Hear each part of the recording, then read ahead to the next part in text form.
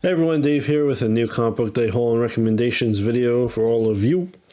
And I've also got Soundwave and Ravage here to help me out as usual. But before we get into the comics, I do want to do a quick shout out. Okay everyone, so this video's shout out is going to be for FanboyPrime. And at the time of this recording, he's got 205 subs. He's a cool dude with lots of cool content on his channel. He does a lot of comic haul videos. He does video responses to the various community challenges, and he's been doing a few gaming live streams lately. He also does videos showing off figures and other collectibles that he picks up, and he's very big into Superman comics, especially the Death of Superman saga. He also does some videos with his young son Ollie, who helps him out in the videos, or he also shows off some of the stuff that his son Ollie picks up. Which is really cool. It's awesome that he's got a son that's into this stuff and has fun making content with him. So if you haven't heard of him, you have now.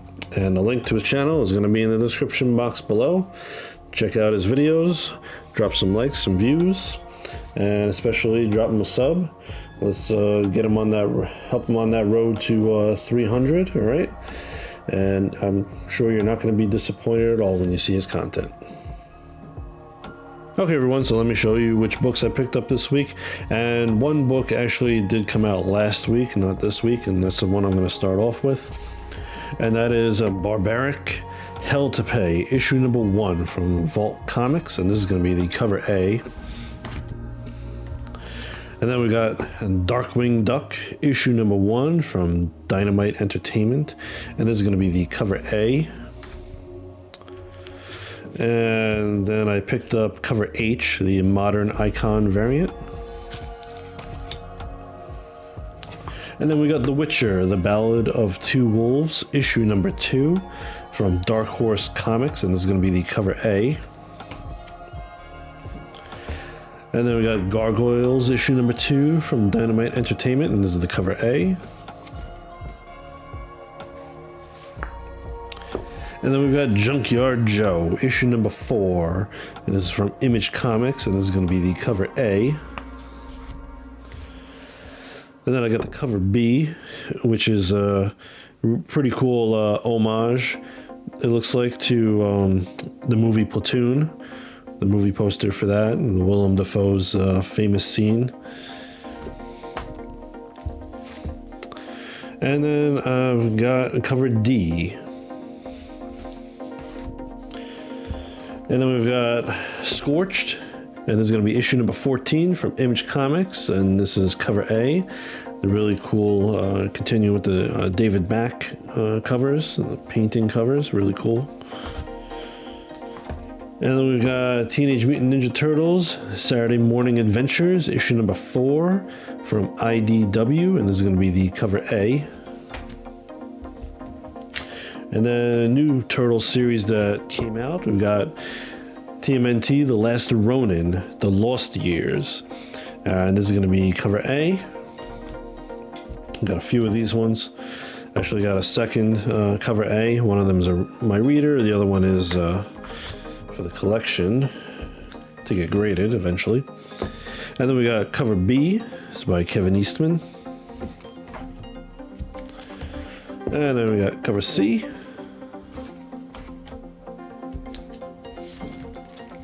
And then I got a few retailer incentives, and this is the 1 in 25 retailer incentive cover. And then we got the 1 in 50 incentive cover, is a black and white variant of the 125. And then this one's really cool. This is the 1 in 100 incentive variant.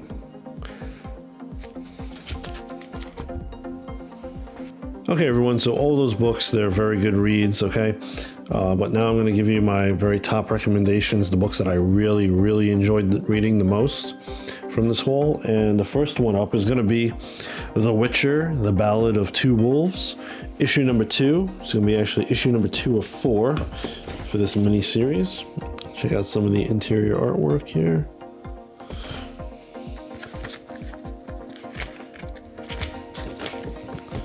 And here's a little bit more. Alright, sound wave Ravage, if you would please. Thank you. Perfect. Alright, so things really got better in this issue. I read the first issue and didn't really care for it too much. You know, it was kind of bland and just kind of a boring setup, honestly. What this issue picks up, you know, obviously at the end, from the end of the last issue, where Geralt was having a confrontation with the werewolf that's in the town, and we find out that Geralt didn't kill the werewolf, and he eventually becomes convinced that the werewolf is no danger to the townspeople. He ends up coming to the conclusion, really, that the werewolf and the Hodge sisters, I think that's how you pronounce it properly, the Hodge sisters, who basically own the town and run everything, just hate each other. So the werewolf and the sisters, they just hate each other due to their history. I'm not going to spoil it, really, you know, who the werewolf is and the relationship between them. But he believes that all will be well and that the werewolf is just, you know, is not going to kill anybody. So he ends up deciding to leave town, and as he's leaving town, things kind of take a bit of a twist and a turn, and he ends up being convinced to stay longer and investigate further. With this issue ended with one of the sisters, surprisingly, ending up dead. So that was a bit of a shock there at the end. But it seems like a very interesting story they got going on here. You know, I thought they were going in one direction, and then all of a sudden now it's like something else, it seems like. So, you know, I'm sure there's more twists and turns to come. And, you know, it was very good writing in this issue, and, you know, I like the art style in it. So I'm looking forward to more and seeing where the story goes. All right, next up is going to be Barbaric, Hell to Pay, issue number 1. And let's see, here's some of the interior artwork. And let's check out some more. All right, here we go. All right, sound wave, thank you. Alrighty, so this is a first issue in a new story arc of this awesome series. If you have not checked out any Barbaric issues, please check it out. Do yourself a favor. All right, the first series was 3 issues. They have a trade paperback out for that at the moment. There was a one-shot called The Harvest Blades, another really good read. And there was a one-shot that came out prior to this arc starting up. I'm going to be honest, I don't remember the title of it, but it leads directly into the start of this story arc, and it's another good read. So we have Owen. It's Owen right there on the cover. He was sent to hell at the end of the last arc. So now we have Steel and Soren. Soren is actually now wielding axe. The funniest character in comics right now, I think, to be honest. They're trying to find a way to save Owen from hell. And got some of the usual stuff here with Axe getting drunk on orc blood. And it's just funny as hell, you know. And Axe is literally an axe right there. That's Axe. So anybody that hasn't read Barbaric, he is just so freaking hilarious. Only certain people can hear him talking to them, and she's one of them. She can hear him talking. But he is just so hilarious, and he loves it when they get into carnage and fights, because he gets drunk off of blood, all sorts of blood. He loves it, and he's got so many, you know, one-liners and just funny things that he just says to everybody. You know, even in the most serious of situations, it's just hilarious. The delivery is perfect with him. But anyway, Soren and Steel, they end up getting captured by a returning character named Lacandra. She was in the Harvest Blades one-shot, and she ends up offering them a deal that they just can't refuse. And meanwhile, Owen, of course, is in hell, and he's being tortured by some crazy beings down in hell. but he still has his humor, and tries to make fun of the whole situation. But eventually, a long deceased ally of Owen's, who was sent to hell when she died, ends up coming to his rescue, and she ends up explaining to him just how much fun hell is going to be. It's crazy. But this series has just been so good, just so good from the very, very first issue, and even, and through now. It's just so fun. Yeah, it's got cool artwork, just, very good writing, especially Axe. The humor that they have for him is just, it's just so great. It's so funny. So definitely, like I said before, if you have never checked out Barbaric, do yourself a favor and check out the series. Alright, and next up, TMNT, The Last Ronin, The Lost Years, issue number 1. Check out some of the interior artwork here. Okay, there's that shot. There it is. Shot of the Ronin jumping into action, kicking some ass. Alright, Soundwave Ravage. Thank you. That works.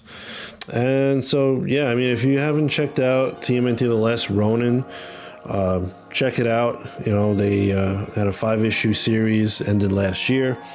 I have the hardcover book. I'm not sure if there's a paperback version or if it's just hardcover, but it's a really cool series, really cool timeline, interesting story that they got going on with that.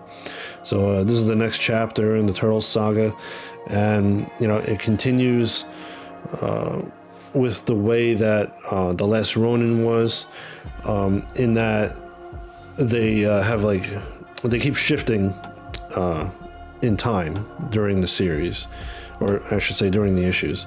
So you'll have some pages that are showing you the present and what's happening now, and then you'll have pages that are showing you the past and what happened in the past and telling you more history. Hence with this one, The Lost Years, it's telling you